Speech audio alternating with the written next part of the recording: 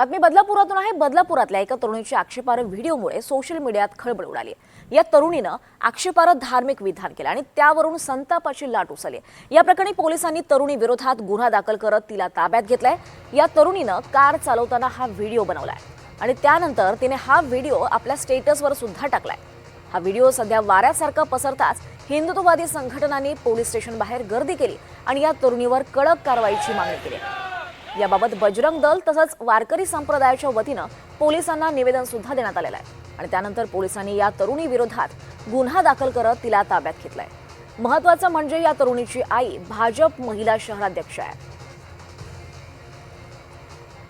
या तरुणीला आता पोलिसांनी ताब्यात घेतलंय। बदलापुरात तरुणीची आक्षेपार्ह धार्मिक पोस्ट पाहायला मिळाली आणि त्यानंतर तिने हा स्टेटस सुद्धा ठेवला होता।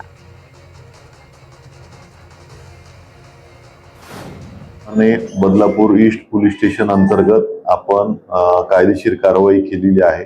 BNSS सेक्शन 195 नुसार संबंधित तक्रारदार जे आहेत त्यांच्या तक्रारीवरून गुन्हा दाखल केलेला आहे आणि पुढील तपास जो आहे तो बदलापूर ईस्ट पोलीस स्टेशनचे अधिकारी करत आहेत। विनाकारण कुठल्याही ग्रुपमध्ये सदरचा व्हिडिओ जो आहे तो फॉरवर्ड करताना याची खूप खबरदारी घेणं गरजेचं आहे। असा व्हिडिओ जो आहे तो जास्त प्रसारित होणार नाही आणि समाजाच्या भावना ज्या आहेत त्या यामध्ये दुखावणार नाही